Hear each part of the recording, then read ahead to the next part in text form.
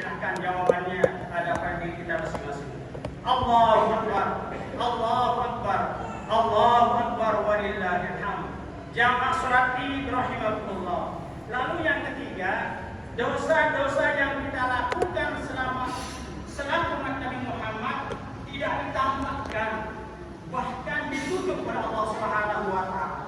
Bisa dibayangkan Bapak Ibu, seandainya dosa kita yang telah kita perbuat tiap hari diberi tanda atau disestempel oleh Allah Subhanahu wa taala pada tubuh kita, yang yakin kita merasa malu untuk keluar rumah.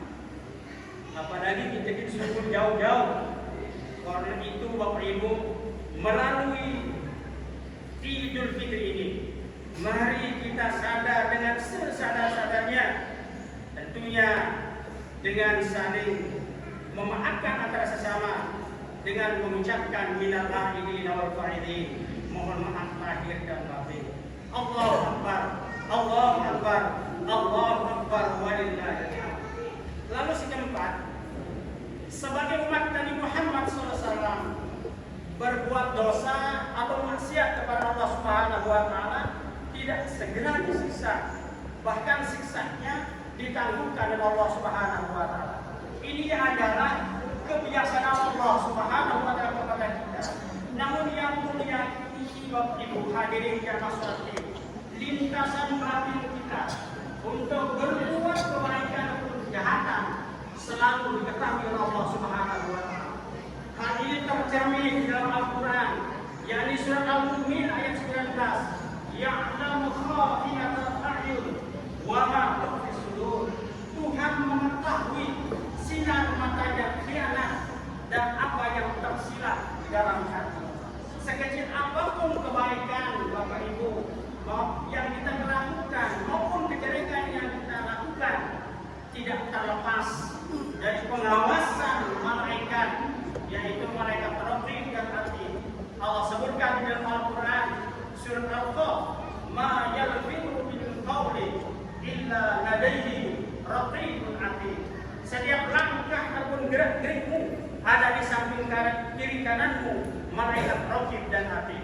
Begitu kita melakukan sebuah kebaikan, secara refleks saja malaikat raqib akan mencatat amal kebaikan kita. Begitu juga ketika kita melakukan sebuah kejahatan, secara refleks malaikat atid akan mencatat kejahatan yang kita lakukan. Allahu Akbar, Allahu Akbar, Allahu Akbar walillahil hamd. Jamaah sholat Id rahimakumullah. Dalam sebuah hikayat bahwa Nabi Adam alaihissalam pernah berkata bahwa Allah Subhanahu wa taala memberikan 4 kehormatan kepada umat Nabi Muhammad SAW yang tidak diberikan kepada Nabi Adam alaihissalam. 4 kehormatan itu antara lain, yang pertama, tobat Nabi Adam alaihissalam Bapak Ibu diterima di Mekah, sementara umat Nabi Muhammad dimanapun dia bertobat, niscaya tobatnya diterima oleh Allah Subhanahu wa taala. Bersyukurlah kita Bapak Ibu selaku umat Nabi Muhammad jika tobat kita diterima di Mekah Al-Mukarramah seperti tobatnya Nabi Adam. Yang yakin Bapak Ibu tidak banyak orang yang bisa bertobat karena transportasi untuk ke Mekah itu sangat mahal.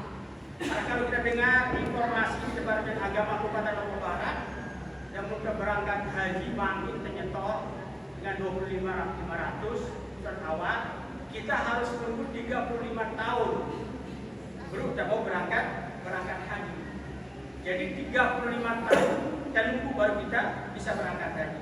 Bisa dibayangkan Bapak Ibu, seandainya semakin berumur 55 tahun ataupun 60 tahun, jadi harapan haji sangat tipis akan bisa kita lalui. Yang umum karena usia galih dengan umat Nabi Muhammad SAW ini yaitu 60 sampai 70 tahun.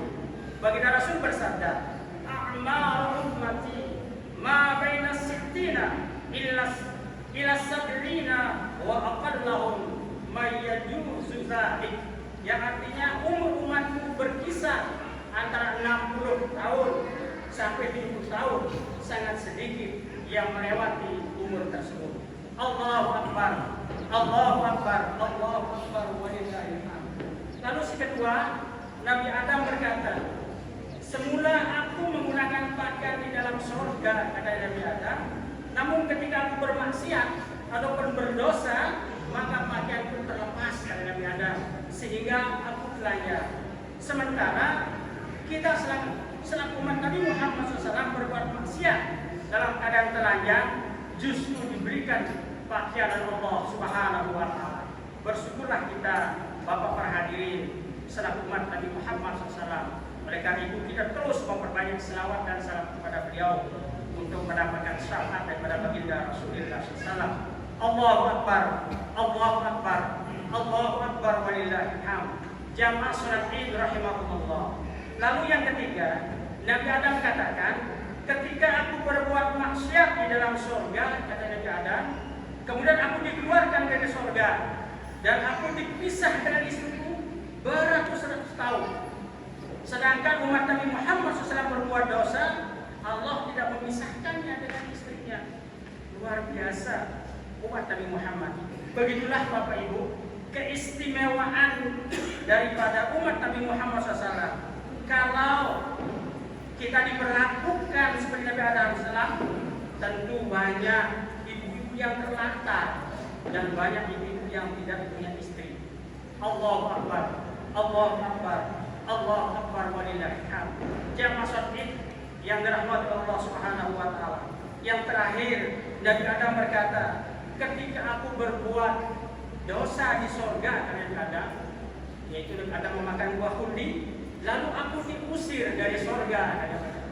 Sementara Nabi Muhammad SAW berbuat maksiat kepada Allah di luar surga, justru dimasukkan dalam surga Allah Subhanahu wa Ta'ala. Tapi tentu ini adalah proses. Ketika kita berdosa, maka kita bertobat kepada Allah Subhanahu wa Ta'ala. Hanya tobat dengan tobat yang semurni-murninya. Tubu ilallah taubatan nasuha. Tobatlah kamu kepada Allah dengan tobat yang semurni-murninya. Kalau itu sudah kita lakukan, insyaallah kita akan menjadi penghuni surga Allah Subhanahu wa Ta'ala. Allahu Akbar, Allahu Akbar, Allahu Akbar, walillahil hamd. Jamaah Id rahimakumullah. Dari beberapa keistimewaan yang diberikan kepada kita umat Nabi Muhammad SAW ini, marilah Bapak Ibu, setiap hari, setiap saat kita terus menerus memperbanyak ucapan selawat dan salam kepada baginda Rasulullah SAW, tentunya dengan kita mengharap syafaat dari baginda Rasulullah SAW. Dan lebih daripada itu Bapak Ibu, ucapan selawat dan salam itu akan bisa melebur dosa-dosa yang pernah kita lakukan. Baginda Rasul bersabda, "Man shalla 'ala mi'atan min yaumin jum'atin, ghafarallahu lahu walau kanat dzunubahu mislu zabadil bahri." Barang siapa membaca selawat kepada 100 kali pada hari Jumat, ghafarallahu lahu walau kanat dzunubahu mislu zabadil bahri, maka Allah pasti akan mengampuni dosanya meskipun dosanya sebanyak buih di laut. Allahu Akbar, Allahu Akbar, Allahu Akbar, walillahil hamd. Jamaah salat Id rahimakumullah. Demikianlah khutbah yang dapat saya sampaikan. Semoga kita semua dapat mengambil hikmah dan pelajaran, dan semoga Allah Subhanahu wa Ta'ala memberikan kita umur panjang dan kita bertemu dengan bulan Ramadan tahun depan. Amin, amin, amin ya rabbal alamin. Barakallahu li wa lakum fil Qur'anil azim wa nafa'ani wa iyyakum bima fihi min ayatin wa dzikril hakim wa taqabbal minni wa minkum tilawatahu innahu huwas samiul alim. Aqulu qawli hadza wastaghfirullahal azim li wa lakum wa li sa'iril muslimin wal muslimat wal mu'minin wal mu'minat fastaghfiruhu innahu huwal ghafurur rahim.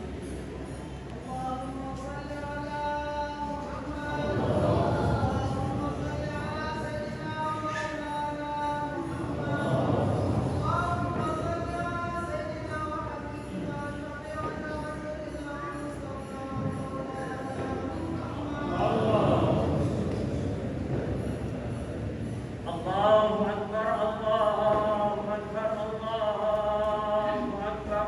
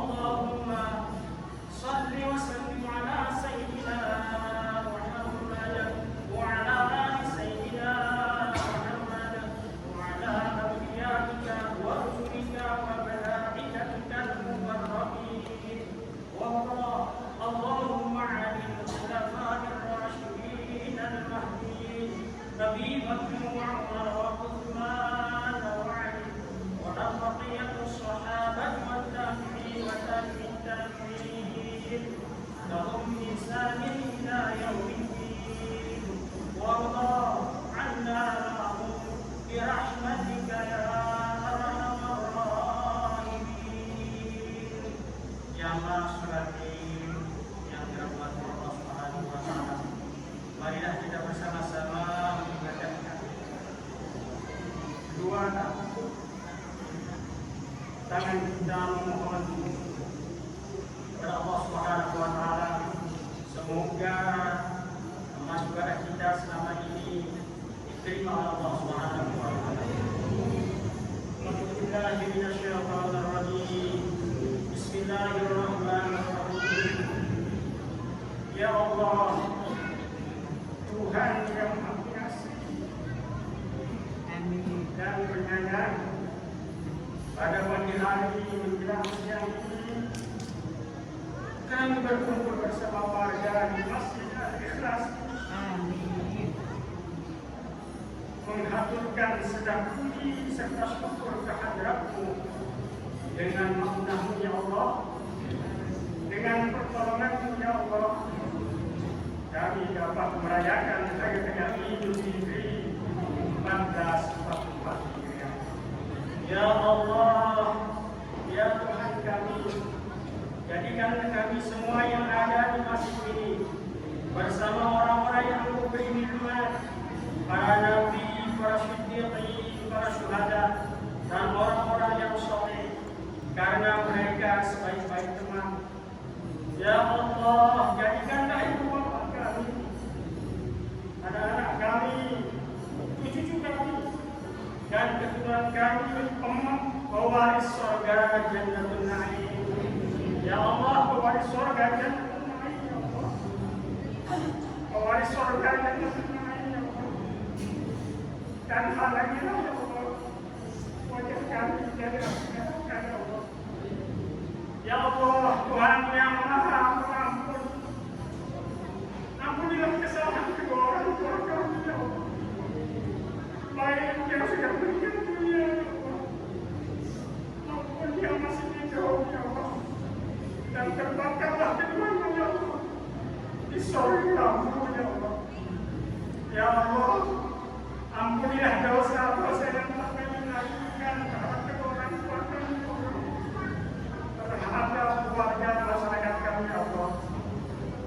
Ya Allah, berilah kami petunjuk, berilah petunjuk kepada kami semua yang hadir di masjid ini untuk selalu bersyukuri segala nikmat-Mu yang telah Kau anugerahkan kepada kami dan kepada kedua orang tua kami, dan berilah kami kekuatan untuk beramal soleh dan amal yang Kau ridhoi. Ya Allah, jadikan akhir umur kami semua sebagai umur yang kami tidak lalui, sebaik-baik amal kami yang terakhir, dan sebaik-baik hari kami adalah hari ketika mencabut roh kami ya Allah. Dan cabutlah roh kami ya Allah, cabutlah roh kami ya Allah, cabutlah roh kami ya Allah, cabutlah roh kami semua ya Allah. Ketika kami dalam keadaan sholat ya Allah, ketika kami dalam keadaan berzikir ya Allah, ketika kami dalam tafakur ya Allah, dan ketika keluar dari mulut kami ucapan La ilaha illallah